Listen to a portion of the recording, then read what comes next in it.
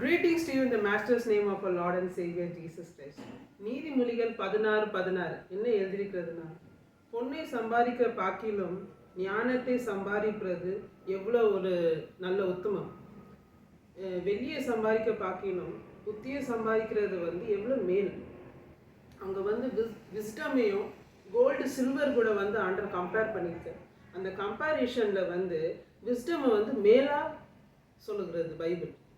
ஒரு இடத்துல ship engine ரொம்ப ரிப்பேர் ஆகி போனனால அந்த ரிப்பேரை சரி பண்ணுறதுக்கு எதனால இது ரிப்பேர் ஆகிருக்குன்னு யாருக்கும் புரியாதனால நிறைய எக்ஸ்பர்ட்ஸை கூப்பிட்டாங்க.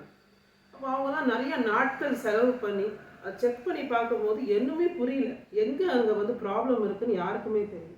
அப்போ கடைசியாக ஒரு பெரிய எக்ஸ்பர்ட், ஒரு ரொம்ப வயசான ஒரு மனிதர், அந்த ரொம்ப எக்ஸ்பீரியன்ஸ் உள்ளவரை கூப்பிட்டாங்க.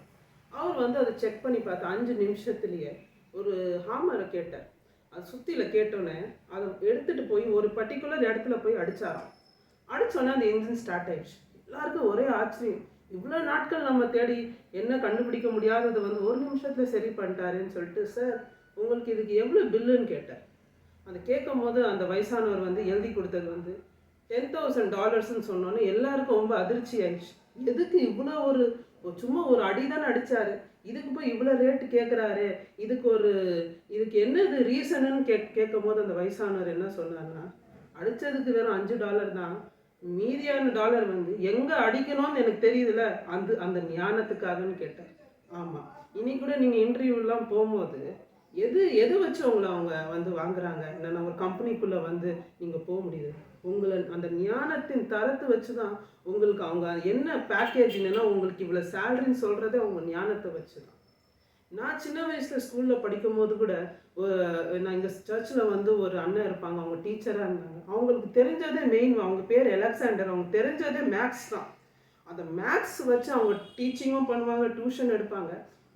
இப்போ பார்க்கும்போது 25 வருஷத்துக்கு அப்புறம் நம்ம பார்க்கும்போது அவர் அநேக ஸ்கூல்கள் வச்சுருக்கார்.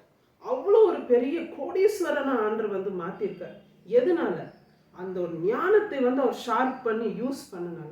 ஆண்டருக்கு அந்த ஞானத்தை கேட்குறவங்க மேலே ரொம்ப பிரியம். சாலமோன் ராஜா கிட்ட அவர் கேட்குறாரு, உனக்கு என்ன வேணும்னு கேட்கும்போது, அவர் ஞானத்தை கேட்கும்போது ஆண்டர் அங்கே சந்தோஷப்படுறார். ஞானத்தையும் கொடுக்குறார், சேர்த்து வேற அநேக ஆசீர்வாதங்களை கொடுக்குறார். நீங்கள் சொல்லலாம் எனக்கு அந்த மாதிரி ஞானம் இல்லை சொல்லும் போது, யாக்கோபு 1:5 என்ன எழுதியிருக்கிறதுனா, ஒருத்தர் ஞானத்தில் குறைவாக இருந்தால் அது தேவன்கிட்ட கேட்க கிடக்கும். நீங்கள் ஆண்டர்கிட்ட கேட்கும் போது அந்த ஞானத்தை கொடுக்குறார். 1 கொரிந்தியர் 1:30 என்ன எழுதிருக்கு தெரியுமா, இயேசு கிறிஸ்து உங்களுக்கு மீட்பாக ஆகிறார், உங்களுக்கு அவர் பரிசுத்தமாக உங்களுக்கு நீதியாக ஆகிறார். ஆனால் இந்த 3 காரியத்துக்கு முன்னாடி ஒரு காரியம் இருக்குது. இயேசு கிறிஸ்து உங்களுக்கு ஞானமானார். இப்போ உங்களுக்குள்ள இருக்கிற இயேசு கிறிஸ்து உங்களுக்கு ஞானமாக இருக்கிறார்.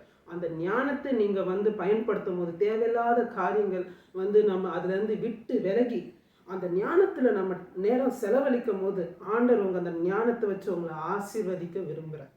God bless you.